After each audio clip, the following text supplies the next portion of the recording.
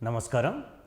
ఈరోజు కార్యక్రమంలో వివిధ పోటీ పరీక్షలకు హాజరవుతున్న సిద్ధమవుతున్న విద్యార్థులు అభ్యర్థుల కోసం అర్థశాస్త్రంలోని అతి ముఖ్యమైన సప్లై అనే అంశం గురించి ఈరోజు మీకు వివరిస్తాను.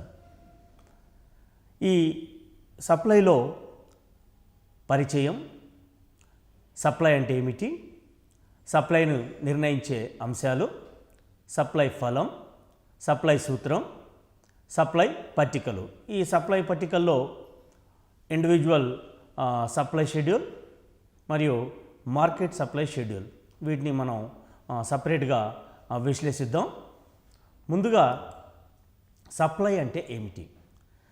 చాలామంది మనం ఎప్పుడైనా సప్లై గురించి ఎవరితో అయినా చర్చించినప్పుడు లేదా ఎవరైనా మనకు వివరణ ఇచ్చినప్పుడు సింపుల్గా సప్లై అంటే వస్తువులను ఒక చోటు నుండి ఇంకో చోటికి మార్చడం, లేదంటే మార్కెట్లో దొరికే వస్తువు యొక్క పరిమాణాన్ని సప్లై, ఇటువంటి వాటిని అంటే సప్లైకి ఇటువంటి రకాల అర్థాలను మనకి ఇవ్వడం జరుగుతుంది. కానీ అర్థశాస్త్రంలో సప్లై అంటే దీని యొక్క అర్థం చాలా వేరుగా ఉంటుంది. ఇప్పుడు మీకు ఒక డెఫినేషన్ చెప్తాను. అంటే సప్లైకి అర్థశాస్త్రంలో ఎటువంటి డెఫినేషన్ ఉంది? సింపుల్ డెఫినేషన్: మార్కెట్లో అమ్మకందారు ఒక నిర్ణీత సమయంలో ఒక నిర్ణీత ధరకు ఎంత పరిమాణం వస్తువును అమ్మడానికి సిద్ధపడతాడో దానిని వస్తువు సప్లైగా పేర్కొనవచ్చు. సో చాలా సింపుల్ డెఫినేషన్. సప్లై అంటే ఏమిటి? మార్కెట్లో అమ్మకందారు అంటే ఉత్పత్తిదారు ఒక నిర్ణీత సమయంలో అంటే ఒక టైం పీరియడ్లో ఒక నిర్ణీత ధరకు ఎంత పరిమాణం వస్తువుని అమ్మడానికి సిద్ధపడతాడో దానిని ఆ వస్తువు యొక్క సప్లై అని పేర్కొనవచ్చు. సో ఇప్పుడు మీకు అర్థమైంది అనుకుంటాను.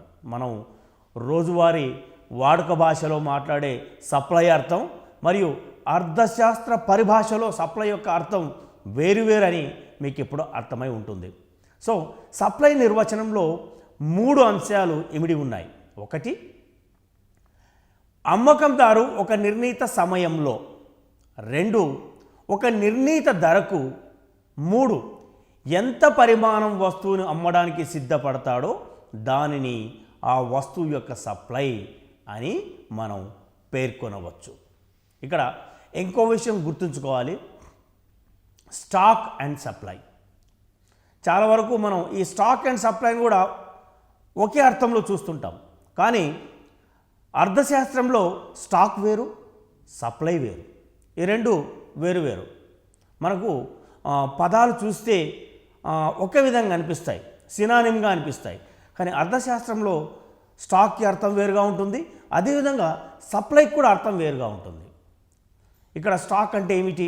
ఒక చిన్న వివరణ ఇస్తాను. మొత్తం వస్తు ఉత్పత్తిని స్టాక్ అంటారు. మొత్తం వస్తు ఉత్పత్తిని స్టాక్ అంటారు. ఇక్కడ మొత్తం వస్తు ఉత్పత్తి అంటే ఒక ఉత్పత్తిదారుడు ఉత్పత్తి చేసిన మొత్తం వస్తువుల పరిమాణాన్ని స్టాక్ అంటాం. లేదా మార్కెట్లో అందరు ఉత్పత్తిదారులు ఉత్పత్తి చేసిన అన్ని వస్తువుల పరిమాణాన్ని కూడా స్టాక్ అనవచ్చు.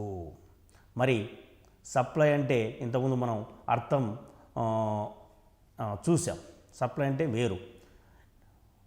ఉత్పత్తిదారుడు లేదా అమ్మకందారుడు ఒక నిర్ణీత సమయంలో ఒక నిర్ణీత ధరకు ఎంత పరిమాణం వస్తువుని అమ్మడానికి సిద్ధపడతాడో దాన్ని మాత్రమే సప్లై అంటాము. So difference is very clear between stock and supply. Stock అంటే మొత్తం వస్తువుల యొక్క ఉత్పత్తిని స్టాక్గా పేర్కొంటాము. It's a volume, it indicates a volume.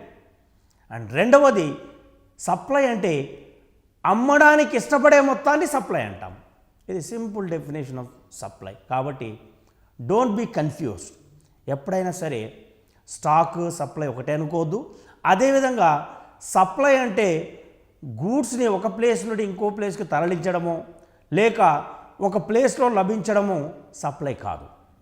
ఒక నిర్ణీత సమయంలో ఒక నిర్ణీత ధర వద్ద ఉత్పత్తిదారుడు ఎంత పరిమాణంలో వస్తువులను అమ్మడానికి సిద్ధపడతాడో దాన్ని మాత్రమే సప్లై అని మనం అనుకోవాలి.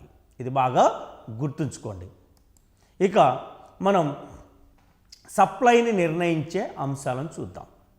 వాటిని మనం ఇంగ్లీష్లో డిటర్మినెంట్స్ ఆఫ్ సప్లై అంటాం.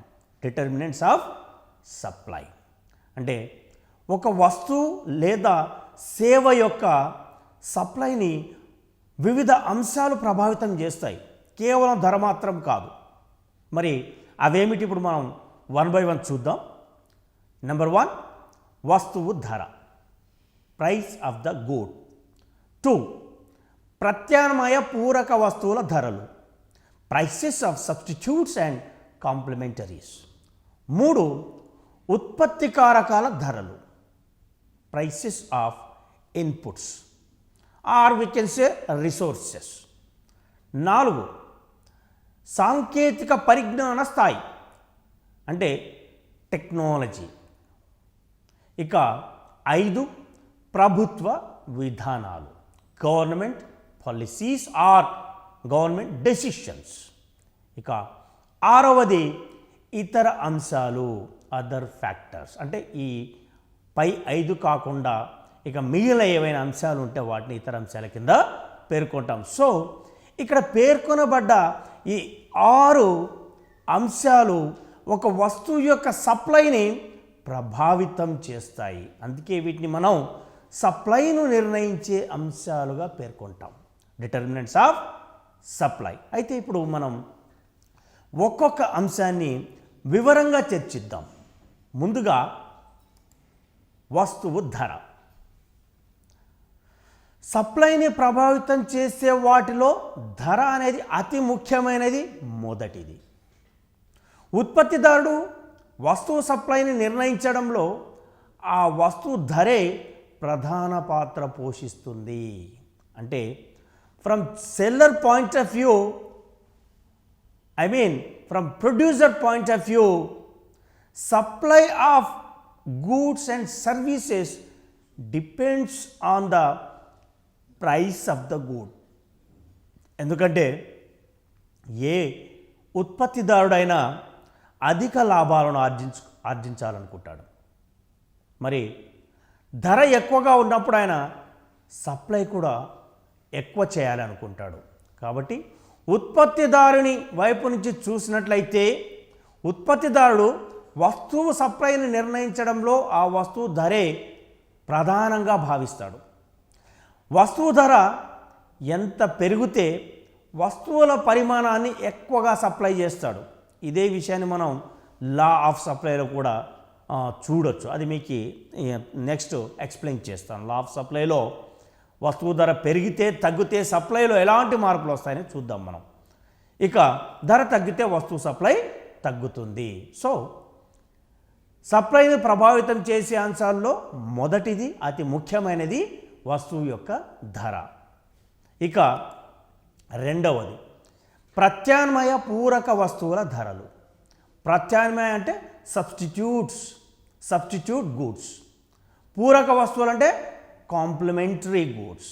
సో ఈ సబ్స్టిట్యూట్స్ అండ్ కాంప్లిమెంటరీ గూడ్స్ ఏవైతే ఉన్నాయో వాటి యొక్క ధరల్లో మార్పు వచ్చినట్లయితే మరి ఏమవుతుంది, ఇతర వస్తువుల విషయంలో కూడా అంటే ఆ సప్లై విషయంలో కూడా మార్పులు చూడవచ్చు మనం. ప్రత్యామ్నాయ వస్తువుల ధరలు ఎక్కువగా ఉంటే తన వస్తువు సప్లై పెంచుతాడు. అంటే ఒక ప్రొడ్యూసర్ ఉన్నాడు అనుకుందాం, ఒక ఉత్పత్తిదారుడు ఉన్నాడు. అతను సపోజ్ ఒక టీ పౌడర్ తయారు చేస్తున్నాడు అనుకుందాం. Tea powder. సో ఈ ప్రొడ్యూస్ టీ పౌడర్. మరి ఈ టీకి సబ్స్టిట్యూట్ ఏది? కాఫీ. సో ఇక్కడ ఏమైందంటే టీ ధర ఒక కేజీకి ఒక 100 రూపాయలు ఉందనుకుందాం. ఒక కేజీ టీ పౌడర్కి 100 రూపాయలు ఉంది.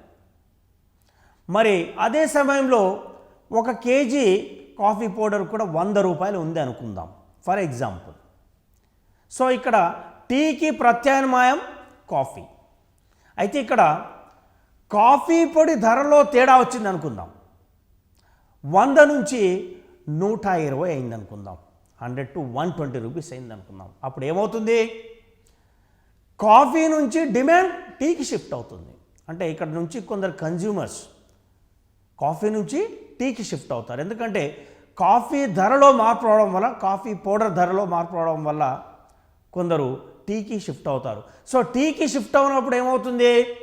టీని ఉత్పత్తి చేసే ఉత్పత్తిదారుడు టీ యొక్క సప్లైని పెంచుతాడు, అంటే టీ పౌడర్ యొక్క సప్లైని పెంచుతాడు. సో దీన్ని బట్టి మనకు ఒక విషయం ఏమర్థమవుతుందంటే, ప్రత్యామ్నాయ వస్తువుల ధరలు ఎక్కువగా ఉన్నప్పుడు ఇతర ఉత్పత్తిదారులు తమ వస్తువుల సప్లైని పెంచుతారు, ఎందుకంటే ఎక్కువ లాభాలను ఆర్జించడానికి.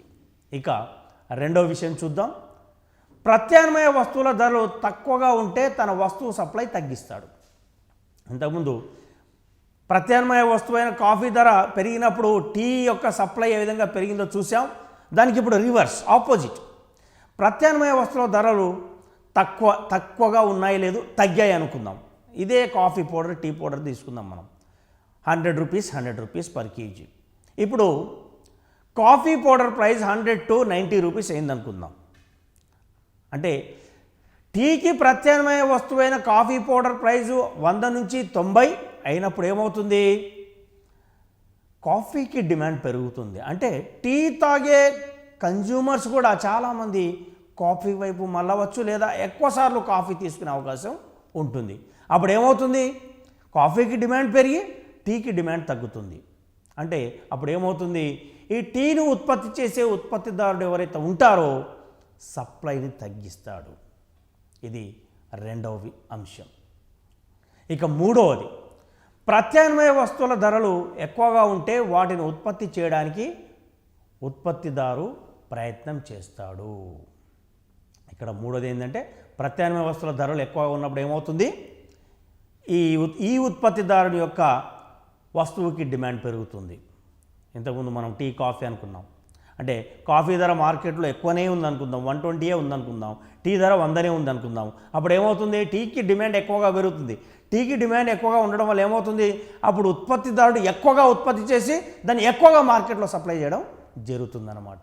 సో ఒక వస్తువు యొక్క సప్లైని ప్రభావితం చేసే వాటిలో ప్రత్యామ్నాయ పూరక వస్తువులు కూడా ముఖ్యమైనవని మనం గుర్తుంచుకోవాలి. ఇక మూడవ అంశం, ఉత్పత్తి కారకాల ధరలు, prices of inputs or prices of resources. అంటే ఏదైనా ఒక వస్తువుని ఉత్పత్తి చేయాలనుకుంటే అందుకు మనకు ఇన్పుట్స్ అవసరం. మనం సింపుల్గా చెప్పాలంటే రిసోర్సెస్ అంటాం. రిసోర్సెస్ మీన్స్ దీనికి ఇంకో పేరు ఉంది, ఫ్యాక్టర్స్ ఆఫ్ ప్రొడక్షన్. మరి ఈ ఫ్యాక్టర్స్ ఆఫ్ ప్రొడక్షన్ ఏవి? 4. 1 భూమి, 2 శ్రమ అంటే లేబర్, 3 క్యాపిటల్ మూలధనం, 4 ఎంటర్‌ప్రెన్యూర్‌షిప్ అంటే వ్యవస్థాపకుడు. ఈ ఎంటర్‌ప్రెన్యూర్‌షిప్నే మనం, ఈ ఎంటర్‌ప్రెన్యూర్‌నే ఆర్గనైజర్ అని కూడా అనవచ్చు. సో మనం ఏదైనా వస్తువును ఉత్పత్తి చేయాలంటే ఖచ్చితంగా ఈ 4 రిసోర్సెస్, ఈ 4 ఫ్యాక్టర్స్ ఆఫ్ ప్రొడక్షన్స్, ఈ 4 ఇన్పుట్స్ అనేటివి ఖచ్చితంగా కావాలి. సో అయితే వీటికి ధర ఉంటుంది. ఏ ఉత్పత్తి కారకానికైనా ధర అనేది ఖచ్చితంగా పే చేయవలసి ఉంటుంది. ఎవరు పే చేస్తారు? ఆర్గనైజర్. ఈ 4 ఉత్పత్తి కారకాలు ఏవైతే ఉన్నాయో, భూమి, శ్రమ, మూలధనం, ఎంటర్‌ప్రెన్యూర్, ఈ 4 ఏవైతే ఉన్నాయో, ఈ 4ంటిలో ఎంటర్‌ప్రెన్యూర్ ఎవరైతే ఉన్నారో, ఎంటర్‌ప్రెన్యూర్ ఆర్ ఆర్గనైజర్, మనం అతన్నే వ్యవస్థాపకుడు అంటాం తెలుగులో. అతను ఏం చేస్తాడంటే మిగతా 3 ఫ్యాక్టర్స్ ఆఫ్ ప్రొడక్షన్ని గ్యాదర్ చేసి కలెక్ట్ చేస్తాడనమాట. వాటికి పే చేస్తాడు. అంటే ఇప్పుడు భూమికి రెంట్ పే చేస్తాడు, మనం బాటకం అంటాం తెలుగు, భూమికి బాటకం. మరియు లేబర్కి శాలరీస్, వేజెస్ పే చేస్తాడు, అంటే శ్రమకు వేతనం. 3 క్యాపిటల్కు ఇంట్రెస్ట్. క్యాపిటల్ అంటే మూలధనం, మూలధనానికి ఆయన వడ్డీ చెల్లిస్తాడు. ఇక్కడ మూలధనం అంటే ఏమవుతుంది? మెషిన్స్, బిల్డింగ్స్, టూల్స్, రా మెటీరియల్స్, ఇవన్నీ మూలధనం కిందికి వస్తాయి. సో ఏదైనా ఒక వస్తువును ఉత్పత్తి చేయాలంటే ఈ 4 resources or inputs or factors of production చాలా ముఖ్యము. ఇవి లేకుండా మనం వస్తు సేవలను ఉత్పత్తి చేయడం అసాధ్యము. సో మరి ఉత్పత్తి కారకాల ధరలు కూడా సప్లైని ప్రభావితం చేస్తాయని మనం చూసినట్లయితే ఖచ్చితంగా చేస్తాయని చెప్పవచ్చు. మీకు ఇక్కడ 2 ఉదాహరణలు చెప్తాను ఎలా సప్లైని ప్రభావితం చేస్తాయి. మొదటిది, ఉత్పత్తి కారకాల ధరలు ఎక్కువగా ఉంటే ఉత్పత్తి వ్యయం పెరుగుతుంది, అందువల్ల వస్తువు సప్లై తగ్గుతుంది. It is very simple to understand. ఉత్పత్తి కారకాల ధరలు ఎక్కువగా ఉంటే, అంటే ఉత్పత్తి కారకాలు అంటే ఇన్పుట్స్, ఫ్యాక్టర్స్ ఆఫ్ ప్రొడక్షన్ ధరలు ఎక్కువగా ఉన్నప్పుడు ఏమవుతుంది? ఉత్పత్తి వ్యయం ఆటోమేటిక్గా పెరుగుతుంది. మరి ఉత్పత్తి వ్యయం పెరిగినప్పుడు ఏమవుతుంది? వస్తువు ధర కూడా పెరుగుతుంది, అంటే వస్తువు యొక్క ఫైనల్ ప్రైస్ పెరుగుతుంది. ఎస్, అప్పుడు ఏమవుతుందంటే ఉత్పత్తి కారకాలకు ఎక్కువ వ్యయం చేయడం వల్ల వస్తువు యొక్క ధర కూడా ఎక్కువగా పెరుగుతుంది. కాబట్టి ఏ వస్తువు అయినా ఎక్కువ ధర వద్ద ఈ కన్జ్యూమర్స్ కొనడానికి అంతగా ఇష్టపడరు. అప్పుడు ఏం చేస్తారంటే ఈ ఉత్పత్తిదారుడు సప్లైని తగ్గించుకుంటాడు. ఎస్, ఇక రెండవది, అదే ఉత్పత్తి కారకాల ధరలు తక్కువగా ఉంటే ఉత్పత్తి వ్యయం తగ్గుతుంది, అందువల్ల వస్తువు సప్లై పెరుగుతుంది. సో దీనికి ఆపోజిట్, కంప్లీట్ ఆపోజిట్. ఉత్పత్తి కారకాల ధరలు ఎక్కువగా ఉన్నప్పుడు ఏమవుతుంది? ఉత్పత్తి వ్యయం పెరుగుతుంది, దానివల్ల సప్లై తగ్గుతుంది. మరి ఉత్పత్తి కారకాల ధరలు తగ్గితే ఏమవుతుంది? ఉత్పత్తి వ్యయం తగ్గుతుంది, అంటే ఈ ప్రొడక్షన్ కాస్ట్ ఏదైతే ఉందో అది తగ్గుతుందన్నమాట. దానివల్ల ఏమవుతుంది? ఈ ఉత్పత్తిదారుడు ఎక్కువ వస్తువు పరిమాణాన్ని ఆయన ఉత్పత్తి చేయవచ్చు, ఎక్కువ వస్తువు యూనిట్లని ఉత్పత్తి చేస్తాడు, అంటే సప్లైని కూడా పెంచడం జరుగుతుంది. సో ఒక వస్తువు యొక్క సప్లైని ప్రభావితం చేసే వాటిలో ఉత్పత్తి కారకాల ధరలు కూడా ముఖ్యమైనవి అనేవి మనం గుర్తుంచుకోవాలి. ఇక ఇంకో విషయం చూద్దాం, అంటే సప్లైని ప్రభావితం చేసే వాటిలో 4వది ఇంకో ముఖ్యమైనది సాంకేతిక పరిజ్ఞాన స్థాయి, అంటే టెక్నాలజీ. అంటే మనం వస్తు సేవలను ఉత్పత్తి చేయాలంటే ఖచ్చితంగా టెక్నాలజీ అవసరం. మరి ఒక్కొక్క పరిశ్రమ, ఒక్కొక్క రంగము ఒక రకమైన టెక్నాలజీని వాడుతారు. అది ప్రైమరీ సెక్టర్ కావచ్చు, సెకండరీ సెక్టర్ కావచ్చు, టెర్షరీ సెక్టర్ కావచ్చు. అంటే ప్రైమరీ సెక్టర్ అంటే ఇప్పుడు అగ్రికల్చర్ అనుకుందాం. ఇప్పుడు అగ్రికల్చర్లో పాతకాలంలో మరియు ఆధునిక కాలంలో ఎన్నో సాంకేతిక మార్పులు వచ్చాయి. అంటే వ్యవసాయం చేసే విధానంలో సాంకేతిక మార్పులు అనేవి చాలా వచ్చాయి. ఒక 50 సంవత్సరాల క్రితం మనం ఎద్దుల బండి మరియు నాగలితో వ్యవసాయం చేసేవాళ్ళం, సంప్రదాయ విత్తనాలను వాడేవాళ్ళం, మరియు అప్పుడు ఫెర్టిలైజర్స్, పెస్టిసైడ్స్ లేవు, సహజ వనరులు వాడేవాళ్ళం. అప్పుడు దిగుబడి కూడా తక్కువగా ఉండేది, మరియు రైతుల యొక్క ఆదాయం కూడా తక్కువగా ఉండేది. మరి ఎప్పుడైతే సాంకేతిక పరిజ్ఞానం అభివృద్ధి చెందిందో, అంటే ఈ హరిత విప్లవం తర్వాత మన దేశంలో హరిత విప్లవం సంభవించింది. మనం హరిత విప్లవంలో ఏం చేసాం? ఎక్కువ సాంకేతికని ఉపయోగించుకొని అధిక దిగుబడులను పొందడం ప్రారంభించాం. అధిక దిగుబడినిచ్చే గోధుమ, వరి వంగడాలు వాడడం కావచ్చు, మరియు ట్రాక్టర్స్ వాడడం కావచ్చు, పెస్టిసైడ్స్ కావచ్చు, ఫెర్టిలైజర్స్ కావచ్చు. ఇవన్నీ ఈ టెక్నాలజీ యొక్క రిజల్ట్స్, ఇన్నోవేషన్స్. సో ఈ టెక్నాలజీలో ఏమైనా మార్పులు వచ్చినాయంటే దానివల్ల ఎన్నో నవకల్పనలు చోటు చేసుకుంటాయి. ఈ నవకల్పనలు మనం ఇన్నోవేషన్స్ అంటాం. అంటే ఒక కొత్త మెషిన్ ఉత్పత్తి చేయడం కావచ్చు, కనుక్కోవడం కావచ్చు, మరియు ఒక టూల్ కావచ్చు, మరి ఇంకేదైనా కావచ్చు. సో దానివల్ల ఏమవుతుందంటే ఈ ఉత్పత్తిలో ఈ సాంకేతిక పరిజ్ఞానాన్ని వాడడం వల్ల ఉత్పత్తి వ్యయం తగ్గుతుంది, మరియు వృధా కూడా తగ్గుతుంది. సో దానివల్ల ఉత్పత్తిదారుడు సప్లైని ఎక్కువ చేయగలడు, ఎక్కువ లాభాలను ఆర్జించగలడు. ఇక్కడ మీకు 2 అంశాలు వివరిస్తాను. అంటే సాంకేతిక పరిజ్ఞాన స్థాయికి సంబంధించిన 2 అంశాలు. సాంకేతిక పరిజ్ఞానంలో వచ్చే మార్పులు కూడా సప్లైని ప్రభావితం చేస్తాయి. This is true. 2, ఏవైనా నూతన ఉత్పత్తి విధానాల ఆవిష్కరణ జరిగినప్పుడు ఉత్పత్తి కారకాలను తక్కువగా వాడుకోవడం లేదా కారకాల వృధాను తగ్గించుకోవడం వలన ఉత్పత్తి వ్యయం తగ్గుతుంది, అప్పుడు సప్లై కూడా పెరుగుతుంది. అంటే ఏవైనా నూతన ఉత్పత్తి విధానాల ఆవిష్కరణ జరిగినప్పుడు ఉత్పత్తి కారకాలను తక్కువగా వాడుకోవడం లేదా కారకాల వృధాను తగ్గించుకోవడం వల్ల ఉత్పత్తి వ్యయం తగ్గుతుంది. ఎవరికి? ఉత్పత్తిదారునికి ఉత్పత్తి వ్యయం తగ్గుతుంది. ఇప్పుడు మనం చూడండి, నేటి కాలంలో ఎన్నో పరిశ్రమల్లో ఈ ఆధునిక పరిజ్ఞానాన్ని ఉపయోగించడం జరుగుతుంది. సపోజ్ మొబైల్ మ్యానుఫ్యాక్చరింగ్ యూనిట్ అనుకుందాం. ఈ మొబైల్ మ్యానుఫ్యాక్చరింగ్ యూనిట్లో అన్ని ఆటోమేటెడ్ మిషన్స్ వాడుతున్నారు. ఇప్పుడు లేబర్ చాలా తక్కువగా ఉంటున్నారు.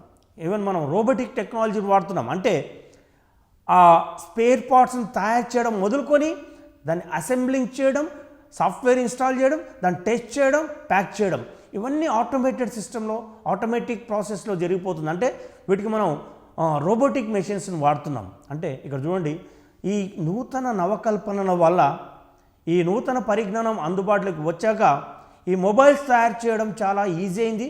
అతి తక్కువ సమయంలో ఎక్కువ యూనిట్లను ఉత్పత్తి చేయవచ్చు, మరియు వృధాను కూడా అరికట్టవచ్చు. సో కాబట్టి ఈ సాంకేతిక పరిజ్ఞానం అనేది ఉత్పత్తిని చాలా ప్రభావితం చేస్తుంది. సో నవకల్పనల వల్ల, అంటే ఇన్నోవేషన్స్ వలన ఉత్పత్తి కారకాల యొక్క వృధాను తగ్గించవచ్చు, మరియు అంతేకాకుండా ఉత్పత్తి కారకాలను కనీస స్థాయిలో వాడుకొని ఎక్కువ ఉత్పత్తిని సాధించవచ్చు. సో అప్పుడు ఏమవుతుంది? ఉత్పత్తి వ్యయం తగ్గుతుంది, ఉత్పత్తిదారునికి ఉత్పత్తి వ్యయం తగ్గుతుంది. దానివల్ల అతను సప్లైని కూడా పెంచుకోవచ్చు, అంటే సప్లై కూడా పెరుగుతుంది. సో సాంకేతిక పరిజ్ఞానం కూడా సప్లైని ప్రభావితం చేసే వాటిలో ఒక ముఖ్యమైన అంశం అనేది మనం గుర్తుంచుకోవాలి. ఇక చివరిది, అంటే సప్లైని ప్రభావితం చేసే వాటిలో చివరిది ప్రభుత్వ విధానాలు. వీటిని మనం గవర్నమెంట్ పాలసీస్ అంటాం. సో ఈ గవర్నమెంట్ పాలసీస్ కూడా సప్లైని ప్రభావితం చేస్తాయి. మనం గవర్నమెంట్ పాలసీస్ లేదా గవర్నమెంట్ డెసిషన్స్ అనొచ్చు. ప్రభుత్వ విధానాల్లో వచ్చే మార్పుల వల్ల కూడా సప్లై ప్రభావితం అవుతుంది. ఎస్, పన్నులు ఎక్కువగా ఉంటే సప్లై తగ్గుతుంది, పన్నులు తక్కువగా ఉంటే సప్లై పెరుగుతుంది.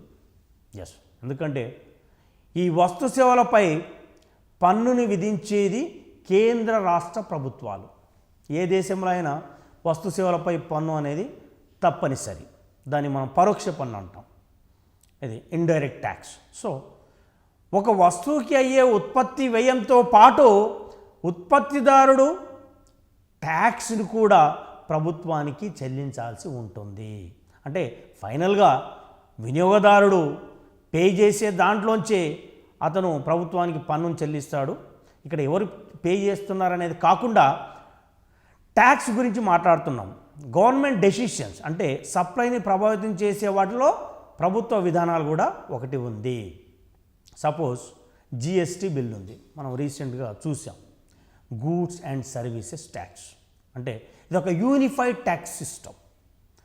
మనం గత సంవత్సరం వరకు ఈ పరోక్ష పన్నులను కేంద్ర రాష్ట్రాల స్థాయిలో విధించడం జరిగేది. అవి వివిధ స్థాయిల్లో వివిధ పేర్లతో ఉండేవి. ఒక పెద్ద కన్ఫ్యూజన్.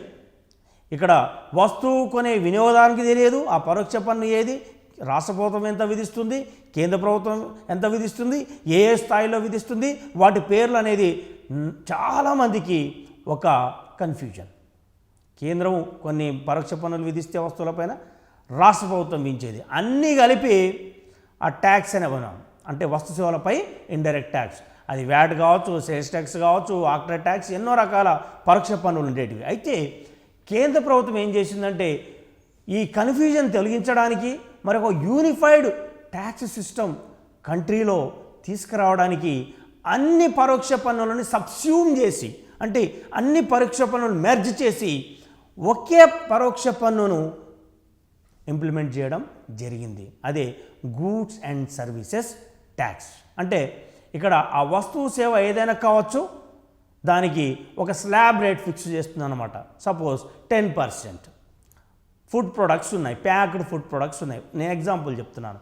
సో 10% అంటే ఇక ఆ 10%కి మించి ఎవరు పన్ను వసూలు చేయకూడదు. అది రాష్ట్ర ప్రభుత్వం కానీ కేంద్ర ప్రభుత్వం కానీ. అంటే ఇప్పుడు వెరీ సింపుల్ టు అండర్స్టాండ్ ఈ ట్యాక్స్ సిస్టమ్ అనేది. సో అలా ఏమవుతుందంటే ఈ ట్యాక్స్లో అంటే ఈ ట్యాక్స్ విధానాల్లో పన్ను విధానాల్లో వచ్చే మార్పుల వల్ల కూడా సప్లై ప్రభావితం అవుతుంది. ఇక్కడ 2 ఉదాహరణలు చెప్తాను పన్నులు సప్లైకి సంబంధించి. పన్నులు ఎక్కువగా ఉంటే సప్లై తగ్గుతుంది. పన్నులు ఎక్కువైతే ఏమవుతుంది? వ్యయం పెరుగుతుంది. అంటే ఉత్పత్తి వ్యయం పెరిగినట్లే కదా. మరి ఉత్పత్తి వ్యయం పెరిగిందంటే వస్తువు యొక్క ఎంఆర్పి కూడా పెరుగుతుంది, అమ్మకపు ధర కూడా, గరిష్ట అమ్మకపు ధర పెరుగుతుంది. మరి గరిష్ట అమ్మకపు ధర పెరిగినప్పుడు ఏమవుతుంది? According to law of demand ధర పెరిగితే డిమాండ్ తగ్గుతుంది. ఎస్, అప్పుడు ఏమవుతుంది? ఉత్పత్తిదారుడు సప్లైని తగ్గిస్తాడు. పన్నులు ఎక్కువగా ఉన్నప్పుడు ఆయనకు ఉత్పత్తి వ్యయం ఎక్కువ అవుతుంది కాబట్టి తక్కువగా ఉత్పత్తి చేస్తాడు, తక్కువగా సప్లై చేస్తాడు. ఇక రెండోది, పన్నులు తక్కువగా ఉంటే సప్లై పెరుగుతుంది. It is true. ఎందుకంటే ఒకవేళ ప్రభుత్వం పన్నులు తగ్గించింది అనుకోండి, ఉత్పత్తిదారునికి ఉత్పత్తి వ్యయం తగ్గుతుంది. దానివల్ల ఏమవుతుంది? అతను ఆ గరిష్ట చిల్లర ధర ఏదైతే ఉందో, ఒక వస్తువుకి ఫిక్స్ చేసే గరిష్ట చిల్లర ధర ఏదైతే ఉందో దాన్ని కూడా తగ్గిస్తాడనమాట. అందువల్ల ఏమవుతుంది? ధర తగ్గుతుంది. వస్తువు ధర తగ్గినప్పుడు ఏమవుతుంది? వినియోగదారుల నుంచి ఎక్కువ డిమాండ్ వస్తుంది. ఎక్కువ డిమాండ్ వచ్చినప్పుడు ఏం చేస్తాడు? ఆయన ఎక్కువ లాభాలు ఆర్జించుకోవడానికి సప్లై ఎక్కువ చేస్తాడు, అంటే సప్లైని పెంచుతాడు.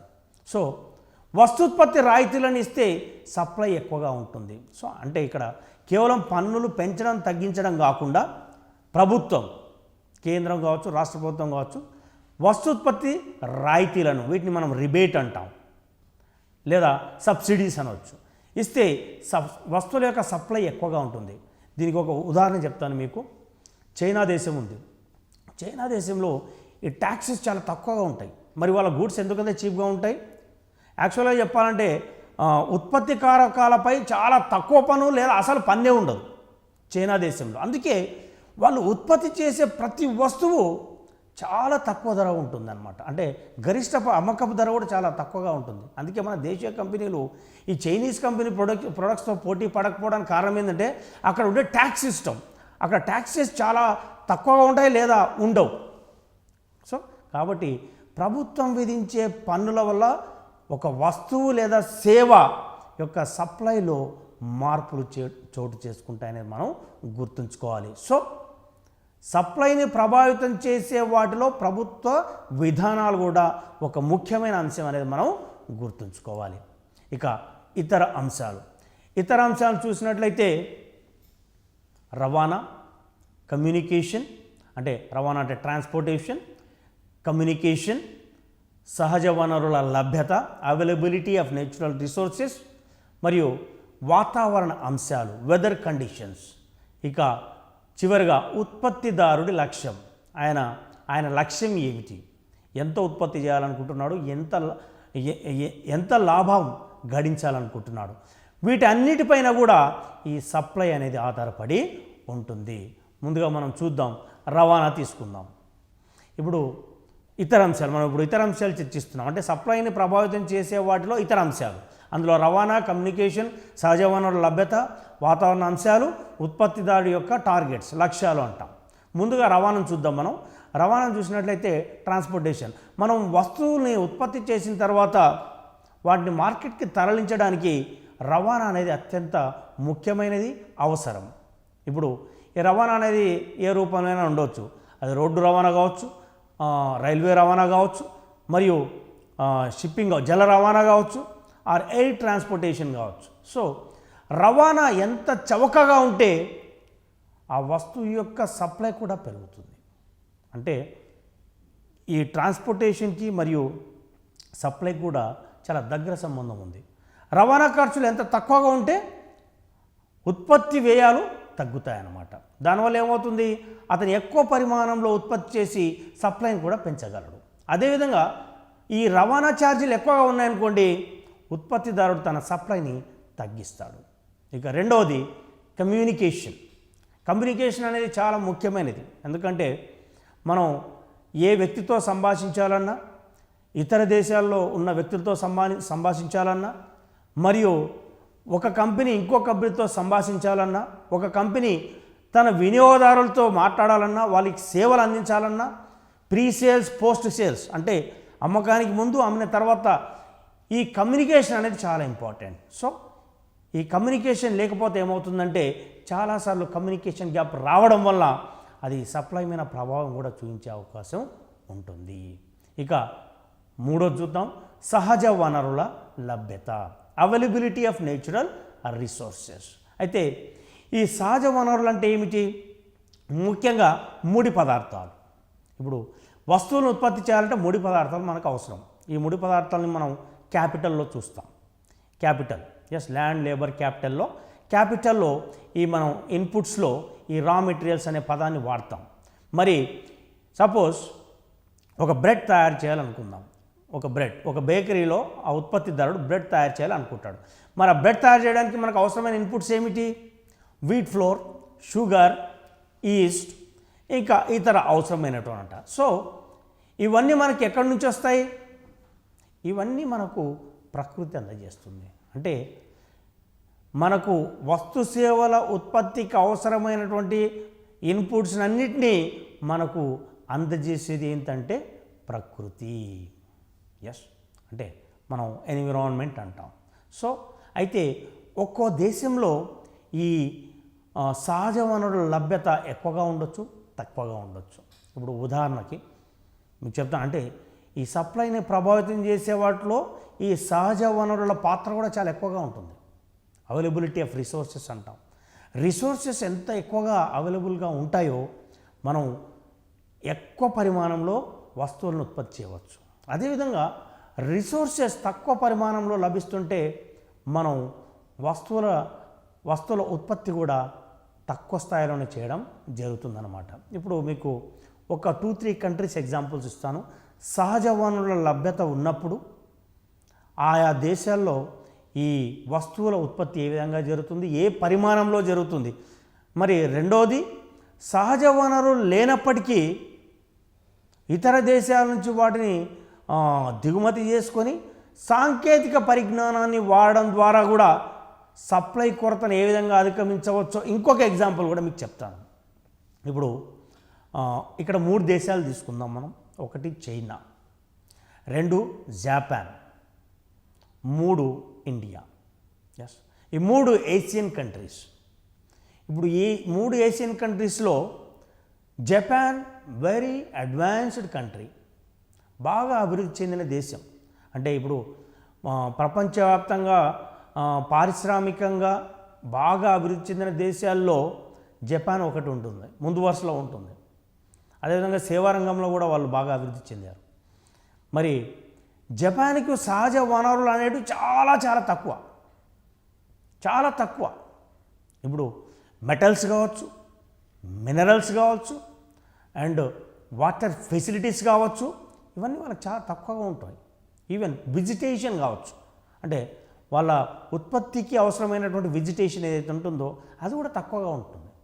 మరి ఇండస్ట్రియల్ పాయింట్ ఆఫ్ వ్యూ, అంటే ఇండస్ట్రియల్ డెవలప్మెంట్ పాయింట్ ఆఫ్ వ్యూలో జపాన్ వరల్డ్ టాప్ 10 కంట్రీస్లో వస్తుంది, అంటే ముందు వరుసలో ఉంటుంది. మరి సహజ వనరులు అతి తక్కువగా ఉన్నాయి వారికి. మరి ఈ పారిశ్రామిక వృద్ధిలో మరి ప్రపంచంలో అగ్రభాగాన ఎలా నిలబడగలిగారు అంటే దానికి ఒక రీజన్ ఉంది. ఏంటంటే వాళ్ళు ఇతర దేశాల నుంచి ఆ సహజ వనరులు దిగుమతి చేసుకుంటారు. అది ఇతర దేశాలంటే ఇండియా కావచ్చు, చైనా కావచ్చు, వాళ్ళ పక్కనే ఉన్నటువంటి థాయిలాండ్, మలేషియా, ఇటువంటి దేశాల నుంచి కూడా వాళ్ళు ఈ ముడి సరుకుల్ని దిగుమతి చేసుకుంటారు. అంటే మెటల్స్, మినరల్స్ ఇటువంటి దిగుమతి చేసుకొని మరి వాటితోనే వాళ్ళు 2 వీలర్స్, 4 వీలర్స్, ఎలక్ట్రానిక్ ఐటమ్స్ ఇటువంటివి తయారు చేసి మళ్ళీ మనకి ఎక్కువ ధరకు అమ్ముతారు ఆ వస్తువుల్ని. మీరు ఇప్పుడు చూడండి, మరి వాళ్ళ సీక్రెట్ ఎక్కడ ఉంది? Secret behind their success in industrial development అంటే ప్రధానంగా వాళ్ళు అత్యధిక ఆధునిక సాంకేతిక పరిజ్ఞానాన్ని వాళ్ళ ఉత్పత్తి ప్రక్రియలో వాడతారు. ఇది ఒక ఫస్ట్ రీజన్. రెండోది గవర్నమెంట్ పాలసీస్. గవర్నమెంట్ చాలా ఫేవరబుల్ పాలసీస్ చేస్తుంది. అక్కడ ఇండస్ట్రియల్ సెక్టర్ అంటే పారిశ్రామిక రంగాన్ని డెవలప్ చేయడానికి గవర్నమెంట్ చాలా పాజిటివ్ పాలసీస్ని రూపొందిస్తుంది. మొదటిది అత్యంత ఆధునిక సాంకేతిక పరిజ్ఞానాన్ని వాడడం, అంటే ఉత్పత్తి వ్యయాన్ని తగ్గించడం, వృధాను తగ్గించడం. రెండవది ప్రభుత్వ పాలసీలు, విధానాలు. ఈ రెండింటి వల్ల వాళ్ళు ఇతర దేశాల నుంచి ఈ ఇన్పుట్స్ని దిగుమతి చేసుకొని వాటి ఎలక్ట్రానిక్ మరి ఇండస్ట్రియల్ గూడ్స్ని ఉత్పత్తి చేసి మరి వాటిని మళ్ళీ మన దేశాల్లో అధిక ధరలకు అమ్ముతారనమాట. అంటే ఎక్కువగా సప్లై చేస్తారు. సో ఇదొక పార్ట్. ఇక రెండో చూద్దాం మనం, చైనా. మరి చైనాలో సప్లై ఎలా ఉంటుంది, సప్లైని ప్రభావితం చేసే అంశాలు ఏమిటి? ఇప్పుడు చైనాలో సహజ వనరుల లభ్యత అపారం.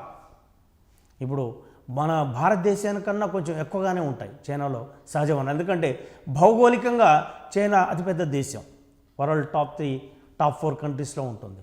సో అక్కడ సహజ వనరులు దాదాపు అన్ని ఏరియాలో దొరుకుతాయి. అంటే north, south, east, western part ఎక్కడైనా దొరుకుతాయి. మరి ఇంకోటి, అక్కడ ఈ సహజ వనరులు వెలికి తీయడానికి ప్రభుత్వమే స్వయంగా పూనుకుంటుంది. మరియు అక్కడ ఈ ట్యాక్స్ కూడా చాలా తక్కువగా ఉంటుంది, లేదా అసలు ఉండదు. సో కాబట్టి ఏమవుతుంది, ఈ కంపెనీలు ఏవైతే ఉంటాయో, ప్రభుత్వ కంపెనీలు మరియు ప్రైవేట్ కంపెనీలు, ఈ అతి తక్కువ ధరకు, అంటే అతి తక్కువ ఉత్పత్తి వ్యయంతో ఈ ఎలక్ట్రానిక్ వస్తువులు కావచ్చు, టాయ్స్ కావచ్చు, ఇతర ఇండస్ట్రియల్ గూడ్స్ కావచ్చు, ఉత్పత్తి చేసి ఆయా దేశాల్లో అమ్ముతుంటారు. అంటే అతి తక్కువ ధరలకు. దాన్ని కూడా మరి ప్రిడేటరీ ప్రైజ్ అని ఒకటి పాటిస్తారు వాళ్ళు. ప్రిడేటరీ ప్రైజ్ అంటే మింగేయడం, అంటే దేశీయ కంపెనీలో మింగేసే ఒక ప్రైజ్ని పాటిస్తారు వాళ్ళు. తక్కువ ఉత్పత్తి వ్యయంతో అక్కడ వస్తువులని ఎక్కువ పరిమాణంలో ఉత్పత్తి చేసి ఎక్కువ పరిమాణంలో ఇతర దేశాలకి సప్లై చేసి అక్కడ ఒక ప్రిడేటరీ ప్రైస్, మింగేసే ప్రైజ్ అంటాం దాన్ని. అంటే ఆయా దేశాల్లో దేశీయంగా ఉత్పత్తి అవుతున్న వస్తువుల యొక్క ధరల కన్నా అతి తక్కువగా ఫిక్స్ చేయడమే ప్రిడేటరీ ప్రైస్ అంటారు. సో సప్లై పెంచి ప్రిడేటరీ ప్రైస్ ఫిక్స్ చేసి తమ వస్తువులకు డిమాండ్ని పెంచుకోవడంతో పాటు లాభాలను కూడా ఎక్కువగా ఆర్జిస్తుంటారు. ఇది example number 2. Example number 1 Japan. అక్కడ సహజ వనరుల కొరత మరియు వాళ్ళు ఏ విధంగా కొరతను అధిగమించారు, ఏ విధంగా సప్లైని పెంచుకున్నారు. రెండో ఎగ్జాంపుల్ చైనా. అక్కడ సహజ వనరుల లభ్యత ఎక్కువగా ఉంటుంది, ట్యాక్స్ సిస్టమ్ చాలా రీజనబుల్గా ఉంటుంది, మరియు అందుకే వాళ్ళు ఎక్కువ గూడ్స్ ఉత్పత్తి చేసి ఇతర దేశాలకు తమ వస్తువులని ఎక్స్పోర్ట్ చేసి, అంటే సప్లై పెంచి ఎక్స్పోర్ట్ చేసి అమ్ముతుంటారు. సో అంటే సహజ వనరుల అడ్వాంటేజ్ ఏ విధంగా ఉంది చైనా విషయంలో చూసి మీరు అర్థం చేసుకోవచ్చు. మూడవది ఇండియా. ఇండియా అనేది ఒక డెవలపింగ్ కంట్రీ అని మనకు తెలుసు. మన దగ్గర కూడా సహజ వనరులు అపారంగా ఉన్నాయి, ఇంక్లూడింగ్ పెట్రో, ఈవెన్ ముడి చమురు కూడా మన దగ్గర ఎక్కువగా ఉంది. అంటే ఈ అరబ్ కంట్రీస్ లాగా మనకు ఇక్కడ ఈ శాండ్లో దొరికే ముడి చమురు లేదు మనకు. సముద్రంలో బే ఆఫ్ బెంగాల్లో కావచ్చు, అరేబియన్ సీలో కావచ్చు, ఇండియన్ ఓషన్లో కావచ్చు అపారమైన ముడి చమురు మనకు నిక్షేపాలు మనకు ఉన్నాయి. బట్ ఈరోజు వరకు మనం ఎంత వెలికి తీసామనేది మనందరికీ తెలిసిన విషయమే. సో అంటే ఇక్కడ టెక్నాలజీ లేకపోవడం ఒకటి, 2 మూలధనం లేకపోవడం ఒకటి, అండ్ 3 గవర్నమెంట్ పాలసీస్. ఎస్, ఇక మిగతా అంశాలు చూద్దాం. Metals and minerals. మన దేశంలో చాలా మినరల్స్ ఉన్నాయి, మినరల్ డిపాజిట్స్ ఉన్నాయి, మెటల్ డిపాజిట్స్ ఉన్నాయి. అయితే మనం వాటిని ఎక్స్ప్లాయిట్ చేయలేకపోతున్నాం, అంటే ట్యాప్ చేయలేకపోతున్నాం. మరి ఆ ట్యాప్ చేసిన రిసోర్సెస్, అంటే ఆ మెటల్స్ అండ్ మినరల్స్ కూడా చాలా తక్కువ పరిమాణంలో ఉన్నాయి. అంటే మన దేశీయ ఉత్పత్తి అవసరాలకు కూడా సరిగ్గా సరిపోవు అన్నమాట. చూడండి, అయితే ఈ వనరుల లభ్యత మనకు ఉన్నప్పటికీ వాటిని వెలికి తీయడంలో మనం సక్సెస్ కాలేకపోతున్నాం. దానికి కారణాలు ఏంటంటే lack of suitable technology, lack of capital, and ఇంకా ఇతర అంశాలు చూసినట్లయితే గవర్నమెంట్ పాలసీస్ కావచ్చు, రిజిడ్ రిస్ట్రిక్షన్స్ కావచ్చు, ఇంకేదైనా కావచ్చు. కాబట్టి ఇక్కడ మనకు అపారమైన సహజ వనరులు ఉన్నప్పటికీ ఆ సహజ వనరులు వెలికి తీయడం లేదు. సో దానివల్ల ఏమవుతుందంటే మన వస్తువుల యొక్క ఉత్పత్తి వ్యయం పెరుగుతుంది. అంటే అది ప్రభుత్వ సంస్థలు కావచ్చు లేదా ప్రైవేట్ సంస్థలు కావచ్చు, వాళ్ళకి ఈ వనరుల లభ్యత లేకపోవడం వల్ల ఉన్న పరిమిత వనరులకు ఎక్కువ ధరను పే చేయడము లేదా ఇతర దేశాల నుంచి దిగుమతి చేసుకోవడం వల్ల ఉత్పత్తి వ్యయం అనేది పెరుగుతుంది. సో సప్లై విషయంలో సహజ వనరులు ఎటువంటి పాత్ర పోషిస్తున్న అనడానికి ఇంత వివరంగా మీకు చెప్పాల్సి వచ్చిందనమాట. సో జపాన్, చైనా, ఇండియా ఎగ్జాంపుల్స్ని చూసినట్లయితే మనకు ఈ సహజ వనరులు సప్లైని ఎంతగా ప్రభావితం చేస్తాయనేది మనకి తెలుస్తుంది. ఇక మనం వాతావరణ అంశాలు చూద్దాం. అంటే వెదర్ కండిషన్స్. ఈ వెదర్ కండిషన్స్ సప్లైని ఏ విధంగా ప్రభావితం చేస్తాయి అంటే ఆయా దేశంలోని వాతావరణ పరిస్థితులు, లేక అంశాలు సప్లైను ఖచ్చితంగా ప్రభావితం చేస్తాయి. మనం ఇంతకుముందు చూసాం, ఇంతకుముందు డిస్కస్ చేసుకున్నాం. అంటే వెదర్ కండిషన్స్ వల్ల ఏ విధంగా సప్లైలో మార్పులు వస్తాయి. అంటే డిమాండ్లో మార్పులు వచ్చినప్పుడు ఆటోమేటిక్గా సప్లైలో కూడా మార్పులు వస్తాయి. సపోజ్ వింటర్ సమ్మర్లో కొన్ని వస్తువులకు ఎక్కువగా డిమాండ్ ఉంటుంది, వింటర్లో కొన్ని వస్తువులకు డిమాండ్ ఉంటుంది. ఎస్, అంటే డిమాండ్ ఎక్కువగా ఉన్నప్పుడు సప్లై కూడా పెరిగే అవకాశాలు ఉంటుంది. ఎస్, సో ఇప్పుడు సపోజ్ వింటర్ తీసుకున్నట్లయితే వింటర్లో స్వెటర్స్కి మరియు వీటి రగ్గులు అంటాం, ఎస్, ఉలెన్ బ్లాంకెట్స్కి డిమాండ్ పెరుగుతుంది. ఎస్, అంటే ఈ డిమాండ్ పెరగడం వల్ల ఇక్కడ ధరలు మామూలుగా ఉండొచ్చు, లేక ధరలు పెరగవచ్చు. అప్పుడు ఏమవుతుంది, ఉత్పత్తిదారుడు వాటిని ఎక్కువ పరిమాణంలో ఉత్పత్తి చేసి ఎక్కువగా సప్లై చేస్తాడు. అంటే ఇక్కడ సప్లై పెరగడానికి రీజన్ ఏంది, వాతావరణ పరిస్థితి, వెదర్ కండిషన్. అంటే ఈ వింటర్ రావడం వల్ల కొన్ని వస్తువులకి డిమాండ్ పెరుగుతుంది, ధర కూడా పెరగవచ్చు. అటువంటి సమయంలో ఏమవుతుందంటే ఉత్పత్తిదారుడు ఉత్పత్తి పరిమాణాన్ని పెంచి సప్లైని కూడా పెంచుతాడు. ఎస్, ఇక చివరిది అంటే సప్లైని ప్రభావితం చేసే వాటిలో చివరిది ఉత్పత్తిదారుడి లక్ష్యం. ఇక్కడ ఉత్పత్తిదారుడి లక్ష్యం అంటే ప్రతి సంస్థ, అంటే అది ఏ సంస్థ అయినా కావచ్చు లేదా ఇండస్ట్రీ, వారికి ఒక టార్గెట్ ఉంటుంది. ఆ టార్గెట్ ఏంది, మామూలుగా ఏ సంస్థ టార్గెట్ అయినా ఒకటే ఉంటుంది, అధికంగా లాభాలను ఆర్జించడం. ఎందుకంటే ప్రతి సంస్థ యొక్క అంతిమ లక్ష్యం ఎక్కువ లాభాలను ఆర్జించడం. అది పెట్టుబడిదారీ విధానంలో అయితే ఇంకా ఎక్కువగా ఉంటుంది. సో ఇక్కడ ఉత్పత్తిదారుడి యొక్క లక్ష్యం ఏంది, ఒక టైం ఫ్రేమ్, ఒక టైం పీరియడ్ పెట్టుకొని ఆ టైంలో ఇంత లాభాలను ఆర్జించాలని అనుకుంటాడు. మరి ఇంత లాభాలను ఆర్జించుకోవాలంటే ఆయన ఎక్కువ పరిమాణంలో వస్తువులను ఉత్పత్తి చేయాలి, ఎక్కువ పరిమాణంలో వస్తువులను సప్లై చేయాలి. సో సపోజ్ అతను తక్కువ టైం ఫిక్స్ చేశాడు అనుకుందాం. సపోజ్ 1 ఇయర్లో నేను ఒక 100 కోట్ల టర్న్ ఓవర్ సాధించాలని అనుకుంటాడు ఒక బిస్కెట్ ఫ్యాక్టరీ ఉత్పత్తిదారుడు అనుకుందాం. ఒక 1 ఇయర్లో లేదా ఒక 2 సంవత్సరాల్లో నేను 100 కోట్ల టర్న్ ఓవర్ సాధించాలి అంటే ఆయన 100 కోట్లు సాధించడం అనేది ఆ 2 ఇయర్స్ అనేది తక్కువ పీరియడ్ కావచ్చు. ఎస్, అంటే అప్పుడు ఆయన ఎక్కువ పరిమాణంలో వస్తువును ఉత్పత్తి చేయాలి, ఎక్కువగా సప్లై చేయాల్సి ఉంటుంది. అంటే ఇక్కడ చూడండి, సప్లైని ప్రభావితం చేసే వాటిలో కంపెనీ యొక్క లక్ష్యాలు కూడా ప్రభావితం చేస్తాయని మనం గుర్తుంచుకోవాలి. సో సప్లైని ప్రభావితం చేసే వాటిలో ఈ transportation, communication, natural resources, weather conditions మరియు ఆబ్జెక్టివ్స్ ఆఫ్ ప్రొడ్యూసర్ కూడా ఉంటాయని మనం గుర్తుంచుకోవాలి. ఇక మనం ఇతర విషయాలు చూద్దాం. సప్లైకి సంబంధించి సప్లై ఫంక్షన్, దీన్ని మనం తెలుగులో సప్లై ఫలం అంటాం. అసలు ఈ సప్లై ఫలం అంటే ఏమిటి?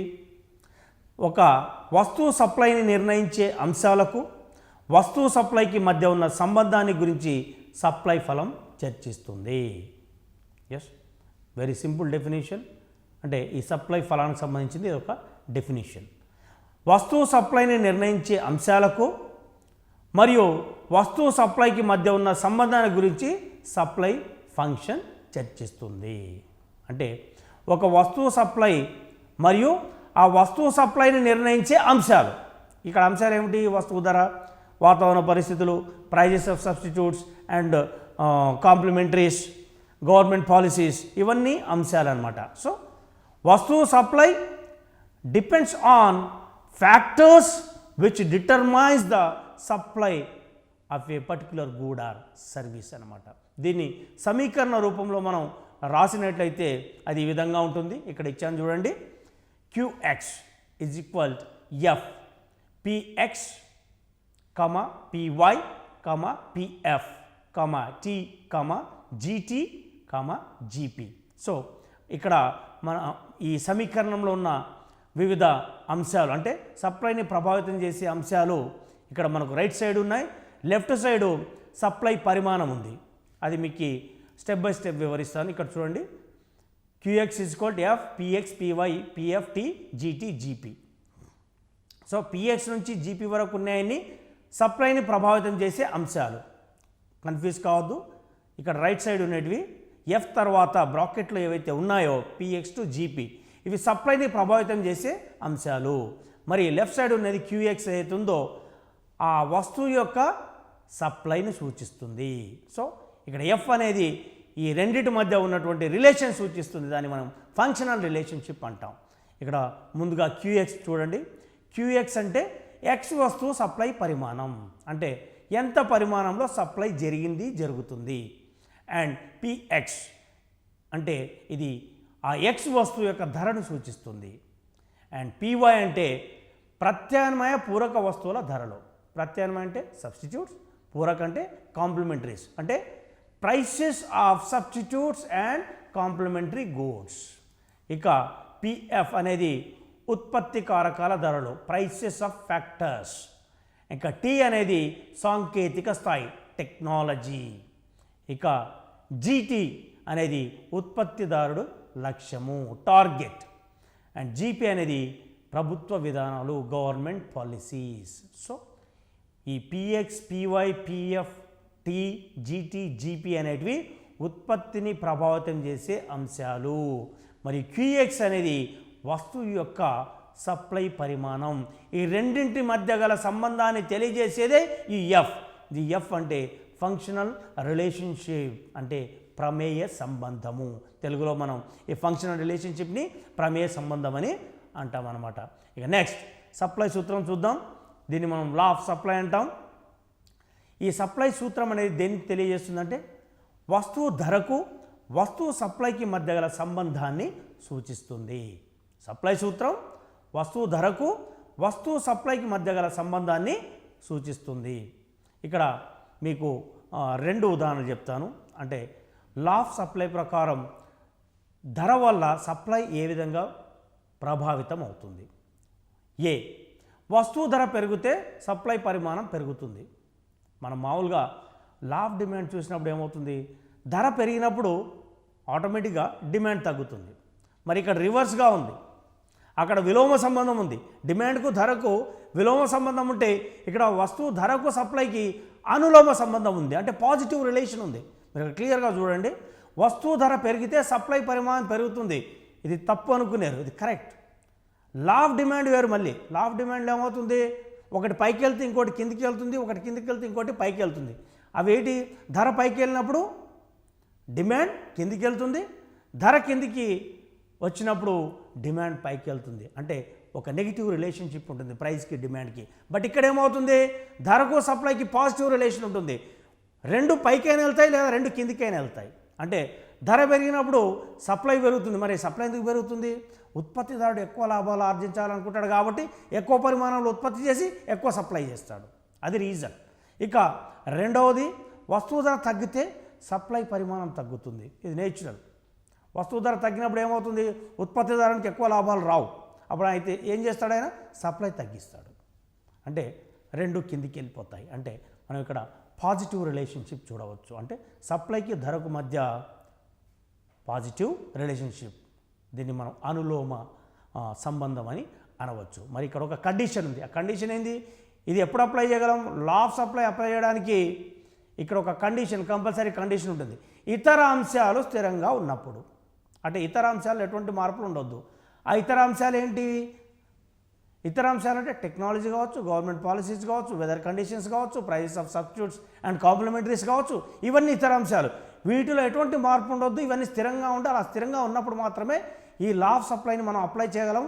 ఈ లా ఆఫ్ సప్లైని అప్లై చేసినప్పుడు ధర పెరిగితే సప్లై పెరుగుతుంది, ధర తగ్గితే సప్లై తగ్గుతుంది. సేమ్ లా ఆఫ్ డిమాండ్లో సేమ్ కండిషన్, లా ఆఫ్ సప్లైలో కూడా సేమ్ కండిషన్. ఇతర అంశాలు స్థిరంగా ఉండటం అనేది రెండు లాలో common, compulsory, it's a condition. ఇక మనం సప్లై పట్టికను చూద్దాం. దీన్ని మనం సప్లై షెడ్యూల్ అంటాం. సప్లై షెడ్యూల్ అంటే ఏమిటి, దానికి ఒక చిన్న డెఫినేషన్ ఇస్తాను.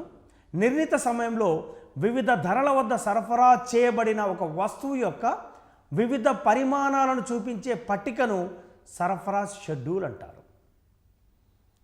నిర్ణీత సమయంలో వివిధ ధరల వద్ద సరఫరా చేయబడిన ఒక వస్తువు యొక్క వివిధ పరిమాణాలను చూపించే పట్టికను సరఫరా షెడ్యూల్ అంటారు. ఈ సరఫరా షెడ్యూల్ రెండు రకాలు. ఒకటి వైయక్తిక సప్లై పట్టిక, ఇండివిజువల్ సప్లై షెడ్యూల్. రెండోది మార్కెట్ సప్లై పట్టిక. అంటే మార్కెట్ సప్లై షెడ్యూల్. అంటే సప్లై పట్టిక అంటే ఏమిటి? ఒక నిర్ణీత సమయంలో వివిధ ధరల వద్ద ఉత్పత్తిదారునిచే సరఫరా చేయబడిన ఒక వస్తువు యొక్క వివిధ పరిమాణాలని ఇది చూపిస్తుందన్నమాట. అందుకే దీన్ని మనం సప్లై పట్టిక అంటాం, సప్లై షెడ్యూల్. ఇది రెండు రకాలు, ఒకటి ఇండివిజువల్ సప్లై షెడ్యూల్, రెండవది మార్కెట్ సప్లై షెడ్యూల్. వీటిని మనం కొంచెం డీటెయిల్గా చూద్దాం. ముందుగా వైయక్తిక సప్లై పట్టిక. వైయక్తిక సప్లై పట్టిక, దీనికి చిన్న డెఫినేషన్ ఇస్తాను. వైయక్తిక డిమాండ్ పట్టిక మార్కెట్లోని వివిధ ధరల వద్ద ఒక ఉత్పత్తిదారుడు సప్లై చేసిన వస్తువు పరిమాణాలని తెలియజేస్తుంది. ఇది కూడా వైయక్తిక డిమాండ్ పట్టికకు ఆల్మోస్ట్ సిమిలర్ ఈ డెఫినేషన్. అక్కడ ఏముంటే అక్కడ డిమాండ్ ఉంటుంది మరియు వినియోగదారుడు ఉంటాడు, ఇక్కడ సప్లై ఉంటుంది, ఉత్పత్తిదారుడు ఉంటాడు. అక్కడ మనం కన్జ్యూమర్ పాయింట్ ఆఫ్ వ్యూలో స్టడీ చేస్తాం డిమాండ్ విషయంలో, ఇక్కడ ప్రొడ్యూసర్ పాయింట్ ఆఫ్ వ్యూలో స్టడీ చేస్తాం. సో వైయక్తిక డిమాండ్ పట్టిక మార్కెట్లోని వివిధ ధరల వద్ద ఒక ఉత్పత్తిదారుడు సప్లై చేసే వస్తువు పరిమాణాల్ని తెలియజేస్తుంది. ఇక్కడ ఒక టేబుల్ ఇచ్చాను చూడండి, అంటే షెడ్యూల్ ఇచ్చాను చూడండి. ఈ వైయక్తిక సప్లై పట్టిక ఎలా ఉంటుంది, దాంట్లో ఎటువంటి విషయాలు పేర్కొంటాం. లెఫ్ట్ సైడ్ కాలంలో ధర, రైట్ సైడ్ కాలంలో సప్లై పరిమాణం, అంటే ఎంత సప్లై చేశాడు. ఇక్కడ సపోజ్ యాపిల్స్ అనుకుందాం, 20 రూపాయలు ఉన్నప్పుడు ప్రొడ్యూసర్ చాలా తక్కువగా సప్లై చేశాడు, తక్కువ యూనిట్ సప్లై చేశాడు, 500 యూనిట్లు మాత్రమే సప్లై చేశాడు. అదే 30కి వెళ్ళినప్పుడు అతను 1000 యూనిట్లు సప్లై చేశాడు, 1000 యాపిల్స్ సప్లై చేశాడు. అదే ధర 40కి వెళ్ళినప్పుడు 2000 యూనిట్ల సప్లై పెంచాడు. మరి 50కి వెళ్ళినప్పుడు ఏమైంది, 3000 యూనిట్లు సరఫరా చేయడానికి సిద్ధంగా ఉన్నాడు. చూడండి, ఇక్కడ లా ఆఫ్ సప్లైని ఎంత క్లియర్గా అప్లై చేయవచ్చు. ధర పెరిగే కొద్దీ ఇక్కడ సప్లై పరిమాణం కూడా పెరుగుతుంది. అంటే ధర పైకి వెళ్తుంది, సప్లై పరిమాణం కూడా పెరుగుతుంది. అంటే ఒక నిర్ణీత కాలంలో ఒక ఉత్పత్తిదారుడు వివిధ ధరల వద్ద ఒక వస్తువుని ఎంతెంత పరిమాణంలో సప్లై చేశాడో తెలియజేసే పట్టికనే వైయక్తిక సప్లై పట్టికని మనం పేర్కొనవచ్చు. ఇక దాన్ని మనం గ్రాఫ్ రూపంలో ఎక్స్ప్లెయిన్ చేయవచ్చు. ఇక్కడ అంటే వైయక్తిక సప్లై పట్టికని ఉపయోగించి వైయక్తిక సప్లై రేఖను మనం డ్రా చేయవలసి ఉంటుంది. ఇక్కడ చూడండి, ఓవై యాక్సిస్ పైన మనం ప్రైస్ తీసుకున్నాం 20, 30, 40, 50. అదేవిధంగా ఓఎక్స్ యాక్సిస్ పైన ఎంత పరిమాణంలో సప్లై చేశాడు ఉత్పత్తిదారుడు అనేది చూసాం. 500, 1000, 2000, 3000. సో ఇక్కడ ఈ సప్లై రేఖ వాలు ఎలా ఉంది, కుడి నుంచి ఎడమకు డౌన్గా ఉంది చూడండి ఇక్కడ, లేదంటే ఎడమ నుంచి కుడికి పైకి ఉంది చూడండి, వాలు పైకి ఉంది. ఇప్పుడు మనం డిమాండ్ రేఖ యొక్క వాలుకి దీనికి కంప్లీట్ ఆపోజిట్గా ఉంటుంది. డిమాండ్ రేఖ ఎలా ఉంటుంది, ఎడమ నుంచి కుడికి కిందికి వాలి ఉంటుంది. మరి సప్లై రేఖ ఎలా ఉంటుంది, కుడి నుంచి ఎడమకి కిందికి వాలి ఉంటుంది.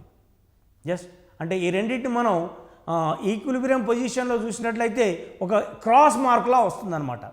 డిమాండ్ ఏమో ఎడమ నుంచి కుడికి కిందికి వాలి ఉంటుంది, సప్లై ఏమో కుడి నుంచి ఎడమకి కిందికి వాలి ఉంటుంది. ఈ రెండు కలిసే చోటునే మనం ఈక్విలిబ్రియం పాయింట్ అంటాం. జస్ట్ సో ఈ వైయక్తిక సప్లై రేఖ అనేది ఈ వైయక్తిక సప్లై పట్టికని ఉపయోగించి మనం డ్రా చేయవలసి ఉంటుంది. ఇక రెండవది మార్కెట్ సప్లై పట్టిక. వివిధ ధరల వద్ద మొత్తం ఉత్పత్తిదారులు ఒక వస్తువుని ఎంతెంత పరిమాణంలో సప్లై చేశారో మార్కెట్ సప్లై పట్టిక తెలియజేస్తుంది. అంటే వైయక్తిక సప్లై పట్టిక సింగిల్ ప్రొడ్యూసర్ గురించి వివరిస్తే, ఇక్కడ మార్కెట్ సప్లై పట్టిక మార్కెట్లో ఉన్న మొత్తం ఉత్పత్తిదారులు సప్లై చేసిన మొత్తం పరిమాణం గురించి మనకు తెలియజేస్తుంది. ఇక్కడ ఒక టేబుల్ ఇచ్చాను చూడండి, షెడ్యూల్ మార్కెట్ సప్లై పట్టిక. మొదటి కాలంలో ధర, రెండవ కాలంలో సప్లై పరిమాణం, మళ్ళీ దాన్ని 3 భాగాలుగా విభజించడం జరిగింది. ఏ ఉత్పత్తిదారు, బి ఉత్పత్తిదారు, సి ఉత్పత్తిదారు, మరియు చివరి కాలం ఏదైతే రైట్ సైడ్ ఉందో దాంట్లో టోటల్ మార్కెట్ సప్లై ఏ ప్లస్ బి ప్లస్ సి. ఇప్పుడు ధర చూడండి, 20 రూపాయలు ఉన్నప్పుడు ఏ ఉత్పత్తిదారు 500 యాపిల్ సప్లై చేస్తే బి ఉత్పత్తిదారు 600 యాపిల్ సప్లై చేశాడు, సి ఉత్పత్తిదారు 650, మొత్తం 1750. ఇది మొత్తం మార్కెట్ సప్లై. అంటే ఇక్కడ కేవలం 3 ఉంటారని కాదు, ఉదాహరణ మాత్రమే తీసుకున్నాము. ఒక మార్కెట్లో, అది మార్కెట్ అంటే స్థానిక మార్కెట్ కావచ్చు, రాష్ట్ర మార్కెట్ కావచ్చు, దేశ మార్కెట్ కావచ్చు, అప్పుడు కొన్ని వందలు వేల మంది ఉత్పత్తిదారులు ఉంటారు. కేవలం ఇక్కడ మనం అర్థం చేసుకోవడానికి ఇక్కడ మార్కెట్లో 3 ఉత్పత్తిదారులు మాత్రం ఉన్నట్టు పేర్కొనడం జరిగింది. సో ఇక ధర 20 నుంచి 30కి పెరిగినప్పుడు చూడండి, ఏ కూడా సప్లై పెంచాడు, బి సప్లై పెంచాడు, సి సప్లై పెంచాడు. మరి మొత్తం మార్కెట్ సప్లై చూస్తే 3500, మరి 40కి పెరిగినప్పుడు మొత్తం చూడండి 7500. అదే 50 రూపాయలకు పెరిగినప్పుడు అందరూ ఎక్కువ పరిమాణంలో సప్లై చేయడానికి ఇష్టంగా ఉన్నారు, చేశారు. అప్పుడు చూడండి మొత్తం మార్కెట్ సప్లై 10,500 యూనిట్లకు చేరుకుంది. అంటే ధర పెరిగే కొద్దీ ఈ వస్తువుల యొక్క పరిమాణాన్ని అందరూ ఉత్పత్తిదారులు పెంచేశారు, అంటే సప్లైని పెంచేశారు. సో ఈ అందరూ ఉత్పత్తిదారులు వివిధ ధరల వద్ద సప్లై చేసిన వస్తువుల యొక్క మొత్తం పరిమాణాన్ని సూచించేదే ఈ మార్కెట్ సప్లై A+B+C. మరియు దీన్ని మనం డయాగ్రామ్ రూపంలో చూసినట్లయితే మార్కెట్ సప్లై రేఖను ఇక్కడ చూడండి A, B, C. ఏ ఉత్పత్తిదారుడు, బి ఉత్పత్తిదారుడు, సి ఉత్పత్తిదారుడు. ఎస్, మనం ఉత్పత్తిదారుడు అనవచ్చు, లేదంటే అమ్మకందారుడు అని కూడా అనవచ్చు. ABC. చూడండి ఇక్కడ ఈ సప్లై రేఖ వాలు ఎలా ఉంది, కుడి నుంచి ఎడమకు కిందికి వెళ్తుంది చూడండి. బి విషయంలో కూడా అలానే ఉంది, సి విషయంలో కూడా అలానే ఉంది. అంటే వాళ్ళు ఎంత సప్లై చేశారో క్వాంటిటీని బట్టి ఇక్కడ మన యొక్క సప్లై రేఖ వాలు అనేది మారుతుంది. ఇక ఇప్పుడు మీకు కొన్ని మోడల్ ప్రశ్నలు వివరిస్తాను. అంటే ఈ సప్లైపై ఎటువంటి ప్రశ్నలు వస్తాయి. మొదటిది, సప్లై ధర మధ్య ఎటువంటి సంబంధం ఉంటుంది? ఇంతకుముందే మీకు ఎక్స్ప్లెయిన్ చేశాను.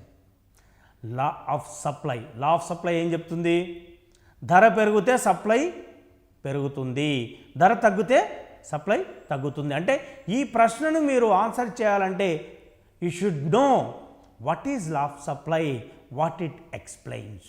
అంటే సప్లై ధర మధ్య ఉన్నటువంటి సంబంధాన్ని మనం తెలుసుకోవాలనుకుంటే సప్లై సూత్రాన్ని చదవాలి, అర్థం చేసుకోవాలి. అప్పుడు ఆన్సర్ చాలా ఈజీగా ఇవ్వగలం. ఇక్కడ 4 ఆప్షన్స్ ఉన్నాయి. ఏ అనులోమ, బి సమాంతర, సి విలోమ, డి ఏది కాదు. సో ఇప్పుడు ధర పెరిగినప్పుడు సప్లై కూడా పెరుగుతుందంటే 2 పాజిటివ్ రిలేషన్. అప్పుడు ఏమవుతుంది? అనులోమ అంటే పాజిటివ్, అంటే వీటన్నిటి మధ్య పాజిటివ్ రిలేషన్షిప్ ఉంటుందని అర్థం. ఇక్కడ కరెక్ట్ ఆన్సర్ ఏ అనులోమ. ఇక రెండవ ప్రశ్న చూడండి. వివిధ ధరల వద్ద ఒక ఉత్పత్తిదారుడు సరఫరా చేసే వస్తువు పరిమాణాలను తెలియచేసేది ఏది? ఎస్, అంటే వివిధ ధరల వద్ద ఒక ఉత్పత్తిదారుడు సరఫరా చేసే వస్తువు పరిమాణాలను తెలియజేసేది ఏది? ఇక్కడ ఆన్సర్ చాలా సింపుల్. ఎందుకంటే మనం సప్లై షెడ్యూల్స్ చదివి ఉన్నట్లయితే సప్లై షెడ్యూల్ 2 రకాలు. ఒకటి ఇండివిజువల్ సప్లై షెడ్యూల్, రెండోది మార్కెట్ సప్లై షెడ్యూల్. వైయక్తిక డిమాండ్ పట్టిక, మార్కెట్ డిమాండ్ పట్టిక. ఇక్కడ మనకి ఏముంది? వివిధ ధరల వద్ద ఒక ఉత్పత్తిదారుడు సరఫరా చేసే వస్తువు పరిమాణాలను తెలియజేసేది ఏంటి అంటే single producer, supply of single producer. కింద ఆప్షన్స్ ఏమున్నాయి? ఏ డిమాండ్ సప్లై పట్టిక, బి సప్లై పట్టిక, సి వైయక్తిక సప్లై పట్టిక, డి వ్యక్తిగత ఆదాయ పట్టిక. ఇక్కడ మనం ఎలిమినేషన్ మెథడ్ ఫాలో అయితే ఒక ఆపోజిట్ ఆన్సర్ ఉంది. ఆపోజిట్ ఆన్సర్ ఏంటంటే ఇక్కడ ఏ. దాన్ని కంప్లీట్గా మనం స్ట్రైక్ అవుట్ చేసేయచ్చు. ఇక రెండవది మనకి ఇక్కడ సప్లై పట్టిక ఇచ్చాడు, వైయక్తిక సప్లై పట్టిక ఇచ్చాడు, వ్యక్తిగత ఆదాయ పట్టిక ఇచ్చాడు. ఇక్కడ చూడండి, వ్యక్తిగత ఆదాయ పట్టిక అనేది ఒక కన్ఫ్యూజన్ గురి చేసే ఆన్సర్. ఎందుకంటే ఇక్కడ ఎక్కడ సప్లై అని కానీ వైయక్తిక అని కానీ మార్కెట్ సప్లై అని కానీ లేదు. కాబట్టి ఈ కన్ఫ్యూజన్ గురి చేసేదాన్ని మనం స్ట్రైక్ అవుట్ చేసేయవచ్చు. రిలవెంట్ ఆన్సర్ కాదు. మిగిలిన 2, ఒకటి సప్లై పట్టిక, 2 వైయక్తిక సప్లై పట్టిక. సో ఇక్కడ ఈ రెండిట్లోనే ఒకటి ఖచ్చితంగా కరెక్ట్ ఉంటుంది, ఒకటి చాలా దగ్గరగా ఉంటుంది. ముందుగా మనం చాలా దగ్గరగా ఉన్న ఆన్సర్ చూసినట్లయితే సప్లై పట్టిక ఉంది. బట్ క్వశ్చన్ ఏముంది? ఉత్పత్తిదారుడు, ఒక ఉత్పత్తిదారుడు అంటే సింగిల్ ప్రొడ్యూసర్ గురించి తెలియజేసేది ఏంది? వైయక్తిక సప్లై పట్టిక. So answer is very simple. C is the correct answer. ఈరోజు కార్యక్రమం ఇంతటితో సమాప్తం. మీరు ఏ కాంపిటేటివ్ ఎగ్జామ్కి ప్రిపేర్ అవుతున్నప్పటికీ మీరు కాన్సెప్ట్స్, డెఫినేషన్స్ చదువుకున్న తర్వాతనే ఈ మల్టిపుల్ చాయిస్ క్వశ్చన్స్ని చక్కగా ప్రాక్టీస్ చేయండి. ఎగ్జామ్లో కూడా ఎటువంటి టెన్షన్ లేకుండా ఎలిమినేషన్ మెథడ్ వాడి కరెక్ట్ ఆన్సర్ని ఎన్నుకోండి. ఇంతటితో సమాప్తం. నమస్కారం.